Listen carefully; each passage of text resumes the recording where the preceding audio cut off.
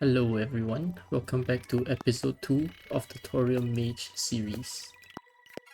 I started off this session by trying to explore the desert pyramid, and I found a few chests, but there wasn't anything noteworthy other than a sandstorm in a bottle. This session didn't really start out that smoothly. After a bit of exploring, I died to a cactus, so I decided to go into the jungle instead.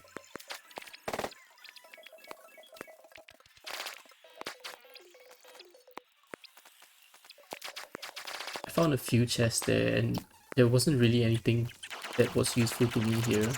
But not long after the same fate happened, I died. So after those two setbacks, I decided to drink a gravitation potion and explore the sky islands to the right of my base. Not long after I started, I actually found a shiny red balloon which would be very useful in crafting the sandstorm in the balloon in the future. However, I did not manage to find the horseshoe during this exploration.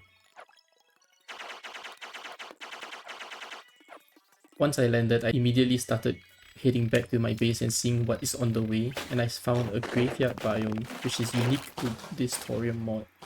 Right beside it was the dungeon. After heading back, I built more houses so that more NPCs can come to my base.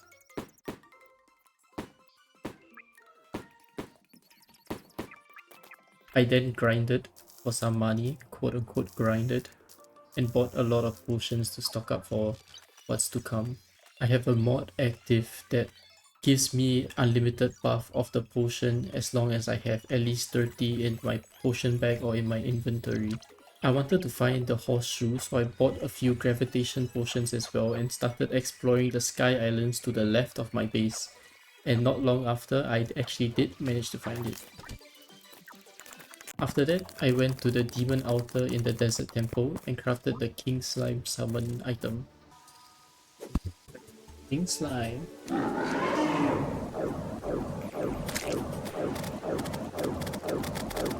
This fight took a lot longer than I expected. I don't think anything has changed to its fighting style from the mod, but yeah, I don't know why it took really long as well. Maybe I'm just trash at aiming, but yeah.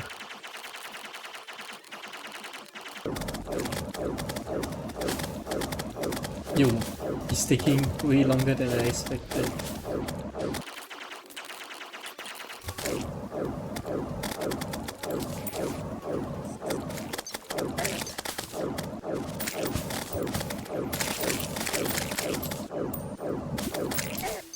Shit, that actually took so long. There goes our third boss. I'm really grateful that I got the King Slime mount first try.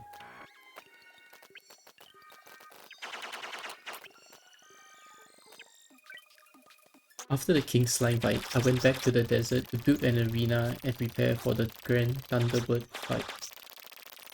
To craft this summon item, I needed to kill some vultures, which I did.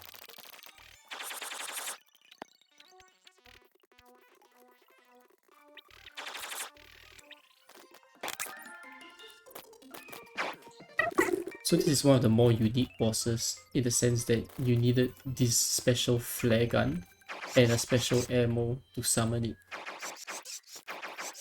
Alright, here goes nothing.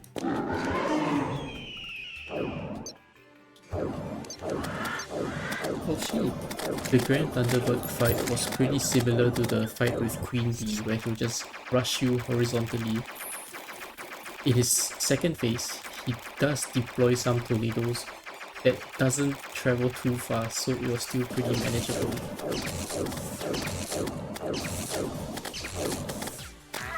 Okay, easy peasy.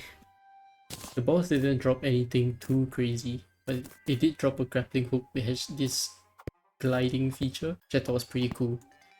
Afterwards, I went to the jungle to mine jungle spores so I can craft the jungle armor, which would be my next mage armor set.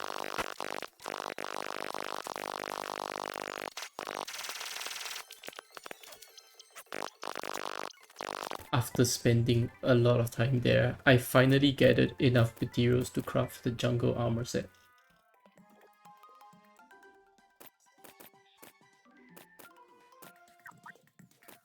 I decided afterwards that I want to try to summon a goblin army, so I went to the right side to find a goblin scout.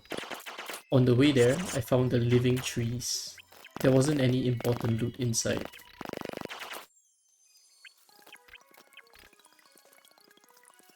I started making a platform out of dirt so that it increases the chance of the goblin scout spawning at the ocean, and I eventually found one. In one of the mods I installed, there was an NPC that sold the spawn item of a rare mob after you've killed it.